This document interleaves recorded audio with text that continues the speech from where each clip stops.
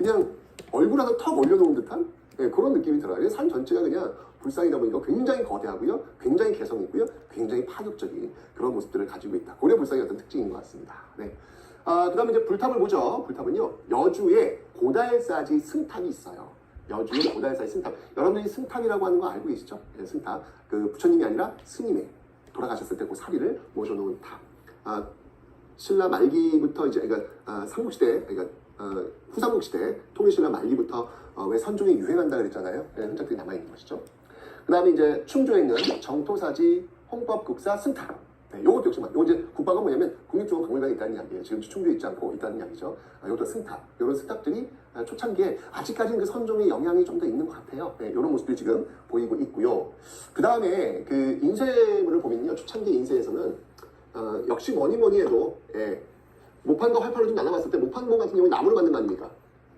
나무로 하나만 만들어 놓으면 똑같은 것을 쭉쭉쭉쭉 찍어내면 되잖아요. 그래서 굉장히 대량 인쇄에 도움이 되는데, 하지만 다양한 걸 찍어낼 수는 없죠. 왜냐면 목판 하나 찍는 게 진짜 힘들거든요. 그래서 다양한 건 좀 힘들지만 같은 책을 많이 찍어낼 때는 좋겠죠. 반면에 활판은요, 활판은 글자를 그냥 예를 들면 기억, 니은, 디귿, 리얼 이렇게 한 다음에 그걸 붙여놓으면 되는 거예요. 기억하고 아면 가 붙여놓으면 되는 거예요. 근데 전신이 무궁무진하죠. 그죠? 그러니까 다양한 책을 찍어낼 수가 있죠. 근데 이 당시에 기술이 좀 안 좋아가지고 그 글자를 이 판, 밑에 있는 판에 딱 고정을 시키는 걸 못했어요. 그래서 뭐 밀랍, 예를 들면 이제 그 벌꿀통에 있는 거 있잖아요. 그걸 녹여가지고 이렇게 붙여가지고 했는데 이게 약해. 그래서 꼭 한 몇 번 누르면 이게 글자들이 다 무너져 버리는 거예요. 그러니까 글자 무너진 게 아니라 글자 이 정렬이 무너져 버리는 거예요. 그래서 대량으로 찍기도 이렇게 불편해요. 그런 어떤 약점이 좀 있습니다. 자, 그런데 초창기는요, 고려 초기에는 역시 초조대장경, 우리가 또 이게 인쇄의 나라 아닙니까, 그죠? 그래서 통일신라의 그 석굴암 불국사, 석가탑이죠. 그러니까 불국사 3,400 그 보여줬던, 거기서 발견되었던 무구정광 대다란경, 현존하는 세계에서 가장 오래된 목판 인쇄물이라고 이야기하잖아요. 그런 역사가 좀 나와가지고 초조대장경, 얘기했죠. 관아좀 쳐들어봤을 때 부처님의 힘을 빌려가지고 막아내겠다라는 어떤 초조대장경을 만들었다라고 하는 거 말씀을 드렸습니다. 그리고 건축양식은요, 고려의 독특한 고려의 어떤 그 주로 보일 수 있는 그 독특 양식은 이런 주심포 양식이 많았어요. 주심포 양식이 뭐냐면, 주가 이게 뭐냐면 기둥주자예요. 심은 가운데라는 이야기잖아. 그러니까 기둥이 이렇게 있으면 그 기둥 위에만, 토라고 하는 것은 뭐냐면 이 위에 있는 이 지붕을 떠받기 위해서 이렇게 앞쪽으로 이제 무게중심을 이렇게 쭉 지붕의 무게를 이렇게 받아주고 있는, 날개처럼 받아주고 있는 장식을 얘기합니다. 포라고 이야기하는데, 이 포가 어디 있느냐? 기둥 위에 하나만 있는 거예요. 이걸 주심포라고 하는 거예요. 근데 좀 시간이 흘러가면 요 기둥 위에 있는 요 포, 또 기둥 위에 있는 포 말고 요 포와 포 사이에 또 포가 들어가는 게 있어요. 이런 건 지금 다포라고 이야기합니다. 근데 초창기에는 이렇게 주심포 양식이 주를 이루었다라는 걸 봐주시면 되고요. 기둥도 보시면 이렇게 배을림, 약간의 이렇게 뿔뿔 나와 있는 그런 모습 보이고 있죠. 그 이유는 뭐냐면 여러 가지 이유가 있는데, 보는 사람으로 하여금 좀 편안함을 주기 위해서예요. 여러분들 왜 그 153 볼펜, 모나미 볼펜 같은 거 보면 이렇게 스프링을 이렇게 누르면 뭔가 이렇게 약간 이렇게 볼록 튀어나온 듯한 느낌이 들잖아요. 이렇게 누르면, 그죠? 마찬가지로 이 지붕이 엄청 무겁거든요. 이 지붕은 흙을 다 집어넣어서 만든 거기 때문에 무거워요. 근데 이게 만약에 똑바르게 있다, 그럼 그걸 볼 때 보는 사람이 불안한 거야. 왜냐면 이 무게에 의해서 이게 너무 똑바르면 이게 넘어지거나 부러지거나 몸에 불안감을 느끼는 거예요. 그래서 마치 무거운 무게이었을 때 이걸 퉁 받치는 느낌, 약간 탄력성을 느껴주는 어떤 그런 느낌, 이런 걸 줘가지고 보는 사람으로 하여금 좀 편안함을 주기 위한 그런 이유가 이런 배열림 기둥에 있다라고 이제 해석들을 하더라고요. 그렇답니다. 네, 그래서 이런 주심포 양식이 유행했다는 거 봐주시면 되고요. 과학은요, 사천대, 이건 이제 이것도 뭐 일종의 이제 그 사천대라고 하는 이제 그 하늘 별자리 뭐 이런 것들을 재는 그런 기구 관천이기도 합니다. 선영력, 이건 이제 달력이죠. 달력. 지금 우리는 1월부터 12월 달력 쓰고 있잖아요, 그죠? 이 당시는 그런 달력은 없고요. 당나라에서 온 선명력, 그들이 사용하고 있는 이런 역법, 이걸 역법이라고 그래요. 달력, 역법을 쓰고 있더라라고 하는 거 봐주시면 되겠습니다.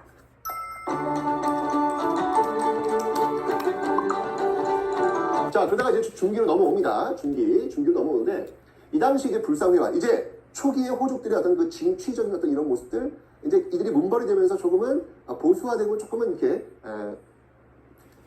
좀 이렇게 보여주려는 어떤 그런 모습들이 나타나겠죠.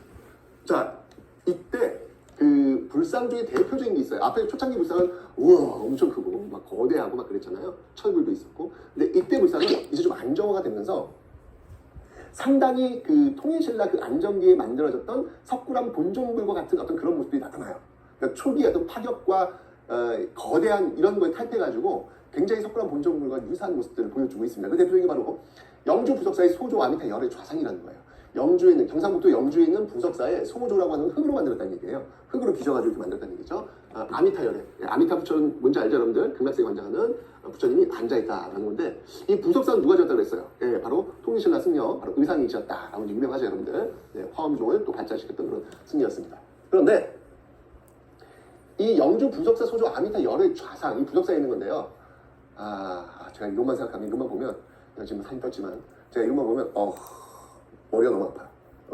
엄청난 기억이 있어요. 왜냐면 옛날에 제가 고등학교 때 우리 학생들, 우리 반 애들을 데리고 제가 여기에 갔어요.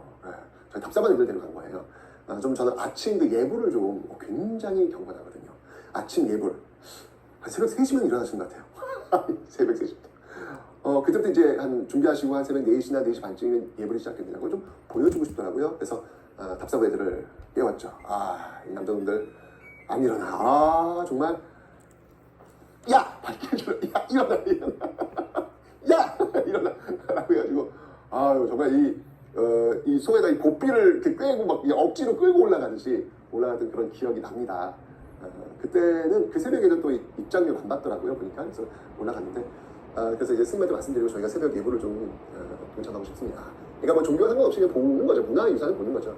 그래서 이렇게 했는데 이야 정말 저는 이제까지 태어나가지고 정말 이 눈꺼풀이 정말 여기에 무슨 철이 달았나봐. 내 눈꺼풀 위에다가 쇠 떠올리 달았나봐. 이 계속 감기는 거야. 내려오는 거야 이게. 근데 내가 선생님이 인솔에 갔는데 애들 보고 있는데 이러면 딱 안 되잖아. 당신이잖아.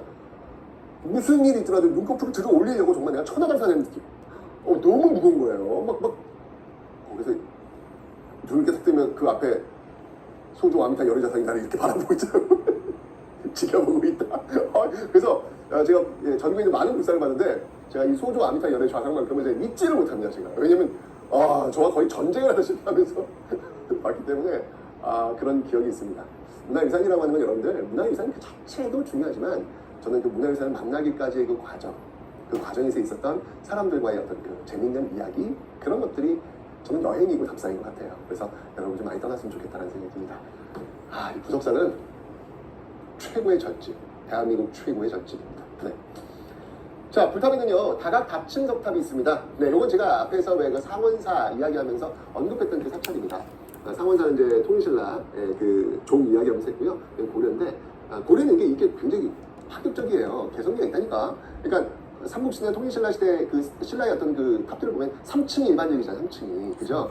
그런데 그리고 네모난 형태가 일반적이잖아요. 근데 고려에는요 다각 답층석탑이 유행합니다.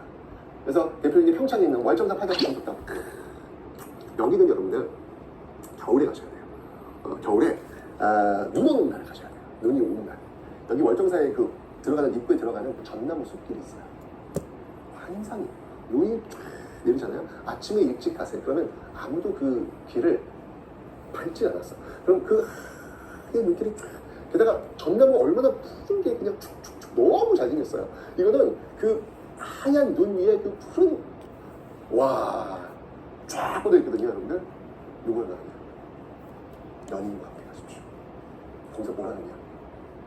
이렇게 휴대폰 꺼내서 음악을 틀어놔. 어떤 음악이? 러브 스토리.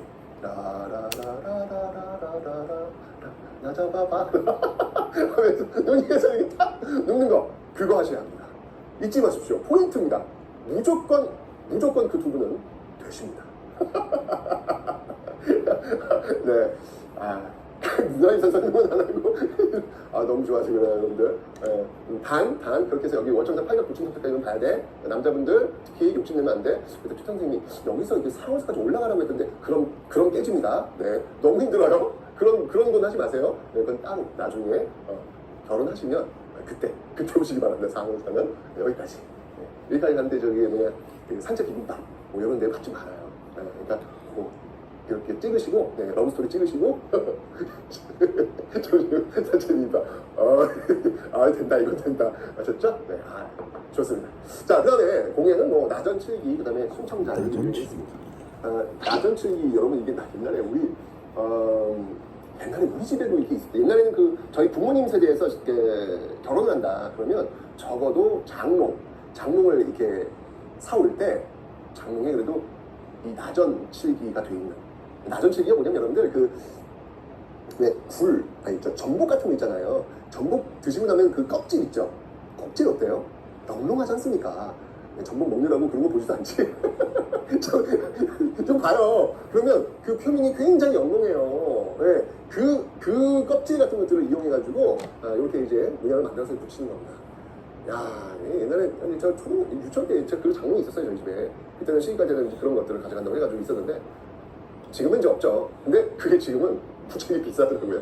옛날에는 별로 안 예뻤거든. 근데 지금은 이게 또 이런 그 가치를 알게 되니까 지금 또 비싸진 것 같아요. 이런 게 있습니다. 잘했어요. 그러니까 조개 껍질 같은 거 이런 거 잘 붙여가지고 아주 멋지게 만든 거 잘 있고요. 순청자는 이루 말할 데가 없죠. 너무 예뻐요. 저는 우리나라 그 문화유산 중에서 명품이 뭘까를 일단 저는 딱 떠오르는 게 순청자입니다. 순청자는 이게 명품이에요. 다른 게 필요 없고 그냥 이게 명품이에요. 딱 보면 그냥 나 명품 이래 써있어. 나 명품이야 이게 보여요. 예. 그냥 뭐 거기에 무슨 뭐 마크도 필요 없어. 그냥 고려청자는 그 자체가 명품 그 자체입니다. 저도 이렇게 조선 백자 이제 그 분청상 이런 게 유명하잖아요. 근데 좋지만 그래도 저는 명품이라고 하면 저는 고려청자라고 저는 단언컨대 얘기합니다. 이거 뭐라고 표현을 못해요. 너무 럭셔리해요. 너무 럭셔리해서 너무 바라보고 있으면 그 삼성에서 운영하고 있는 그 박물관이 있는데 그 리움인가 있어요. 저쪽 한남동 쪽에 있는데 거기 가서 저는 청자, 그 청자를 거기가 제 제자가 또 이 학예회사 또 이거 하시더라고요. 다 봤는데 그냥 그 청자 바라보는데 그냥 그거 하나만 바라보는데 한 2-30분 있었던 것 같아요. 너무 멋있어가지고 너무 좋아가지고 그런 기억이 납니다. 명품 이런 겁니다. 네. 자, 이런 게 이제 중기. 왜냐면 중기라고 하는 게 여러분들은 어떤 시대예요? 이 문벌들이 살았던 시대 아닙니까? 가장 럭셔리한 층들이 살았던 시대다 보니까 뭔가 이게 다 지금 좀 있어 보여요. 이 당시에는요. 그런 느낌들을 좀 주고 있습니다. 중기의 또 인생을 보면요. 이때 이제 의천의 교장 아시죠? 여러분들 이건 제가 설명드렸고요. 그 다음에 이제 인종은 누구야? 이자겸의 난이라든지 묘청의 상경신도 운동이 있었을 때 그 왕 아니겠습니까? 근데 이때 상정고금 예문이라는 것들을 이게 뭐냐면 우리가 이제 일반적으로 알고 있는 게 현존의 세계에서 가장 오래된 금속활자본 직지신조절이라고 알고 있잖아요. 그거보다 더 먼저 금속활자를 통해 가지고 만든 책이에요. 근데 전해지질 않아가지고 그냥 기록에만 있어요. 기록에만. 그래서 이게 이제 발견되면 혹시 이렇게 집에서 이렇게 다락방에서 이렇게 책 정리하시다가 좀 켜켜이 먼 게 쌓여져 있는데 갑자기 뭐 상정고금 예문 이런 게 있으면 일단 저한테 가져오세요. 제가 한테 감정해드리겠습니다. 아셨죠? 오케이. 네, 인정 이런 게 있습니다. 건축 이제 설명드렸고요. 자, 이제 후기로 한번 가보도록 할게요.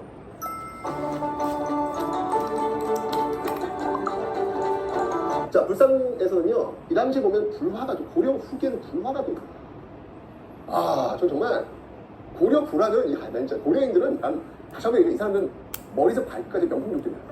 그냥 그 문화 수준 자체가 아주 럭셔리합니다. 고려 후기에는요, 특히 불화가 굉장히 유행을 해요. 그러니까 그림인데 부처님은 이제 그린 건데 아미타 레옹도 같은 경우는 잘 보고 있으면 아미타 부처님이 금락세계에 관여한 아미타 부처님이 이 머리에서 이게 광선을 쏴요. 광선을 쏘면 쫙그 구석에 검은세족인 것 같아요. 고려 후기니까 검은세족 이렇게 들고 있어요. 그러면 검은세족한테 이 광선을 딱 쏘여주면서 그 검은세족을 바로 그 아미타 부처님이 관장하고 있는 금락세계 천국으로 딱 데려가죠. 레옹도야 아미타 부처님이 와서 맞이하는 그런 그림이라는 얘기예요. 이 그림. 그러니까 당시 검은세족들이 잘 먹고 잘 사는 산과 산을 경계로 하면서 내와 내 옆에 경계로 어마어마한 대농장 갖고 있다고 했잖아요. 공민한테 전민 변형을 다 철거에다가 이제 나중에 신인들의 과정을 다 친지도 그런 모습이지만 많단 말이야. 그러니까 이 사람은 죽고 나서도 잘 먹고 잘 살고 그렇게 하고 싶었던 거지. 그래서 불화를 굉장히 많이 그립니다. 수월관음도. 와, 진짜 이거는 수월관음도가 입고 있는 그 스카프, 그 하얀색 천 스카프가 있어요.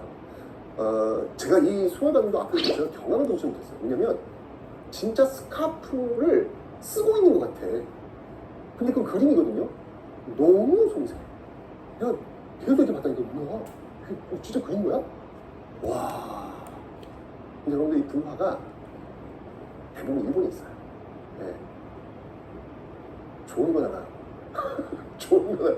우리가 그걸 지키지 못한 거죠. 그래서 몇 점 없어요, 우리가. 예, 불화가 좀 없는데 예전에 제가 한번 그 호암 갤러리인가요? 호암 갤러리에서 그 옛날에 그 저기 서울역 앞쪽에 있는 예, 그 곳에서 이 불화 전시전을 한 적이 있어요. 제가 대학교 때. 근데 그때 뭐라고 나왔냐면 이제까지 그러니까 이제까지 한 번도 이 불화가 한 곳에 모인 적이 없었다. 근데 이제 일본에서 그 소장가들한테 부탁을 해가지고 겨우겨우 다 모아가지고 한 자리에 모인 거예요. 그때 그러더라고. 이걸 지금 못 보면 앞으로도 어려울 거다. 라는 이야기를 하더라고요. 진짜. 저 이제까지 그런 적을 못 본 것 같아요. 그때 제가 이걸 봤는데 이건 정말 예술의 경지가 무엇인가 보여줍니다. 고려 불화는 와, 야 정말 끝내준다. 나중에 여러분들 혹시 또 그런 기회가 온다면 우리 한번 같이 가봅시다. 제가 한번 고려 불화의 어떤 그 가이드를 좀 해드릴게요. 자 이런 게 있고요. 그 다음에 이제 공민왕이 그렸나? 뭐 이게 추측이 나오고 있어요. 천산 대력도 그 사냥하는 어떤 그런 모습들 여기 지금 보여주고 있습니다. 이런 것들 보면은 이제 그 굉장히 몽골풍 머리 변발한다든지 그런 사람 사냥하는 모습이거든요. 원반석기니까 이런 모습 많이 보이고 있죠. 자 불탑은요. 개성에 있는 경첩 변발한다든지 그런 사람 사냥하는 모습이거든요. 원반석기니까 이런 모습 많이 보이고 있죠. 자 불탑은요. 개성에 있는 경천사지 10층석탑이 있었습니다. 근데 이 개성에 있는 경천사지 10층석탑은요. 일단 여러분 우리나라 탑은요. 홀수욕층입니다. 근데 10층이잖아요. 이상하죠? 이상해요. 그러니까 이거는 우리나라 수도아이가 아니에요. 이거는 외국의 영향을 받은 건데 이게 원반석기잖아요. 그래서 원의 영향을 받는 거예요. 그래서 시험 잘 나와요. 그 시대상을 알 수 있는 그런 문화유산이기 때문에 시험 잘 나옵니다. 그래서 경천사지 10층 석탑 원나라의 영향을 받다. 이거 이제 똑같이 거의 쌍둥이처럼. 서울에 있는 왕가사 10층 석탑. 여기에 있는 곳이 어디예요? 종로, 탑골. 탑, 골. 탑이 있는 골. 탑골이거든요. 옛날에 왜 파고다 공원이라고 불렀죠? 파고다 뜻이 탑이에요, 탑. 그래서 여기 있는 원각사지 10층 석탑, 경천사지 10층 석탑 똑같은 거. 이 경천사지 10층 석탑은요, 여러분들 국립중앙박물관 있잖아요. 거기 들어가시면 딱 들어가자마자 딱 센터에 뭐예요? 실내에 들어가 있어요. 아니, 왜 탑이 실내에 들어가 있어? 이유가 이게 대리석으로 만들었어요. 대리석은 산성비에 이렇게요. 녹아내요. 그래서 여기 원각사지 똑같아. 그래서 유리로 이렇게 가려놨잖아요. 경천의 10층 쪽에서 국립중앙박물관 실내로 들어가요. 이런 게 있고요. 그 다음에 이제 그 순정제 상감정제는 이제 그 아시죠 여러분들 이런 문양들을 흙의 색깔들을 통해 가지고 그 문양들을 만든 거예요. 그 한 문양을 이렇게 딱 파낸 다음에 거기다가 하얀 뭐 이렇게 검정색 뭐 이런 걸 박아 넣어가지고 유약을 통해서 부어내는 거죠. 상감청자 유행이고요. 그러니까 시간이 흘러가면서 이제 청자 기술이 어떻게 보면은 좀 떨어지는 거지. 그러면서 좀 다른 모습으로 바뀌는 건데 나오는 분청사기에 서서 이제 고려 후기 오면 나오다가 이제 조선시대 이제 초기에 유행을 하게 되는 것이죠. 은입자라고 하는 것도 은을 박아 넣는 거예요. 그런 게 있더라라는 거 봐주시면 되겠습니다. 네. 그 다음에 이제 인쇄, 이제 나왔죠. 자, 목판부터 한번 볼게요. 목판은요, 제조대장경. 제가 이거 설명드렸죠. 초조대장경 만들었다가 몽골군이 쳐들어오면서 붙여가지고 다시 만들었다. 제조대장경. 이게 바로 팔만대장경입니다.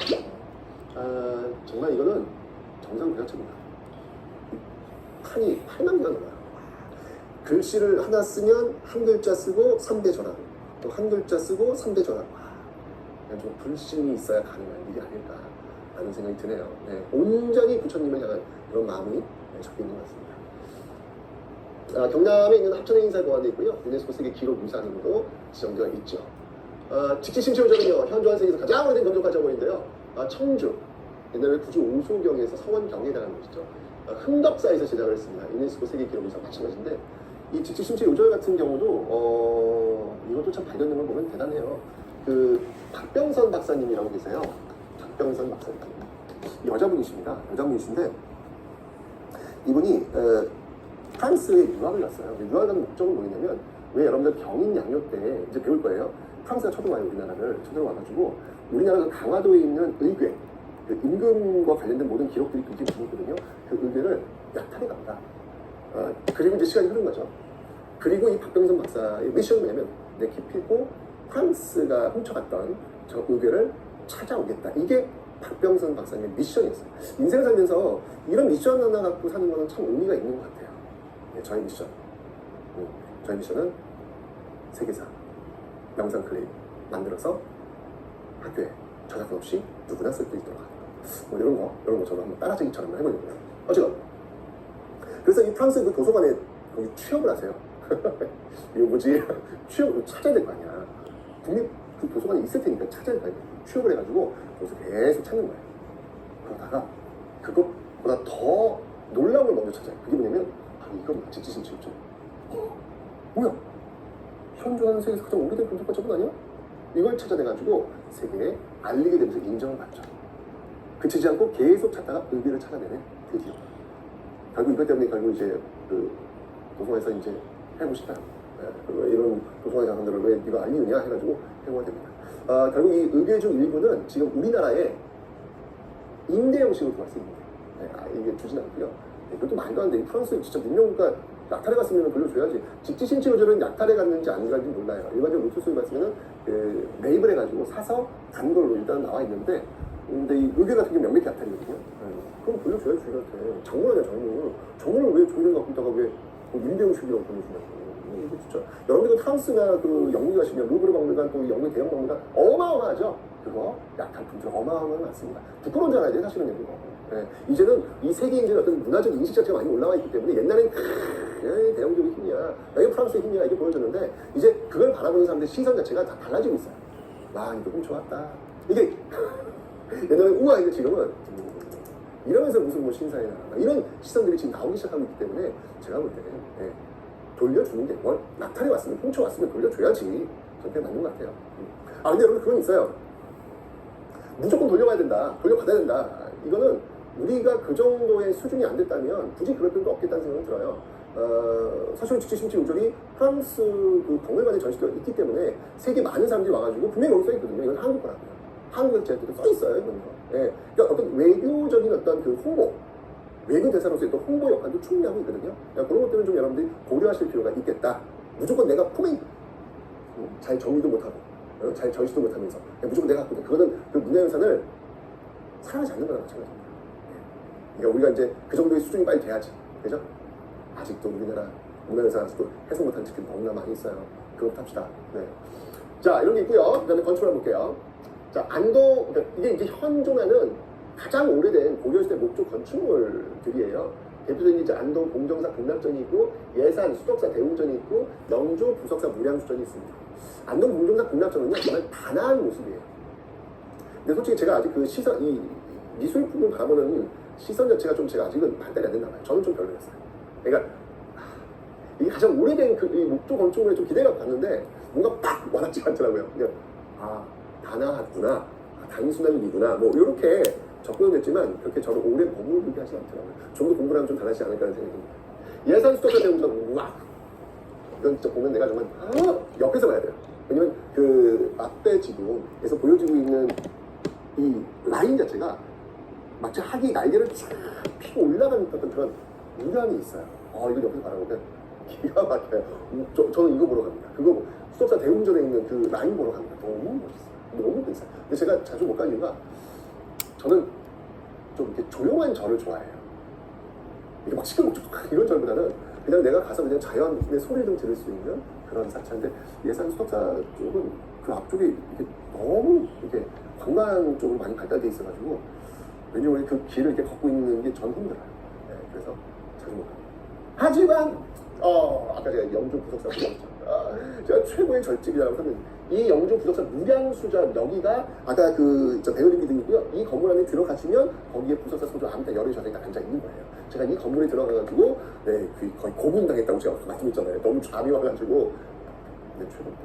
정말 좋습니다. 여러분들 영주 부석사 무량수전 가실 때는 좀 주의하실 점이 있어요. 왜냐면 그 매표소에서 티켓팅을 한 다음에 티켓팅은 이제 여기 가셔야 돼요. 여기 가셔야 되는데 이 무량수전에 요 베어링 기둥이 있거든요. 그 베어링 기둥을 이렇게 올라와서 딱 만지기 전까지는 절대로 뒤를 돌아보시면 안 됩니다. 딱 무량수전 그 베어링 기둥을 딱 터치를 하고 돌아보셔야지 그 전에 돌아보셨다가는 그건 제가 얘기하지 않겠습니다. 그건 직접 한번 가보시기 바랍니다. 정말 최고의 전집이고요. 아시게 됩니다. 절대 뒤를 돌아보시면 됩니다. 아셨죠? 이 얘기를 했더니 이 강의를 초등학생들이 봤나 봐. 초등학생들의 그 모임에서 왜 부석사 무량수전에 가면 뒤를 돌아보면 안 되니? 막 이런 얘기가 돌리나 봐요. 진짜 한번 가보지 마요. 정말 최고입니다. 너무 네.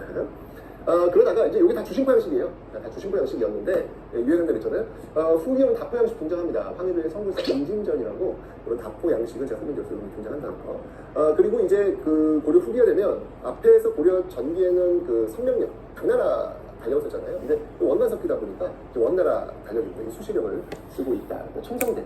청정대라고 하는 게 여러분 또 신라 청정대만 있는 건 아니에요. 고려도 청정대가 있습니다. 화표를 보니까. 그죠? 그다음에 의학에는요, 향약, 구급밥. 향약이라고 하는 건 뭐냐면 향촌. 그러니까 내가 살고 있는 지역이에요. 그곳에서 구할 수 있는 약재들. 급할 때, 구급할 때 처방전. 네, 그런 내용들이 되겠습니다. 현조라는 우리나라에서 가장 오래된 문학서. 무기로는요, 하통도강. 우왕께 추용서 이건 제가 설명드렸죠. 이거 만들어가지고 진포 맨 처음에 승리를 거두었다. 예, 그래가지고 나중에 이제 그 쫓겨나갔던 그 왜구들이 이제 지리산 쪽으로 이제 이동을 했었는데 그걸 또 이제 정리했던 게 바로 이성계 홍산전투.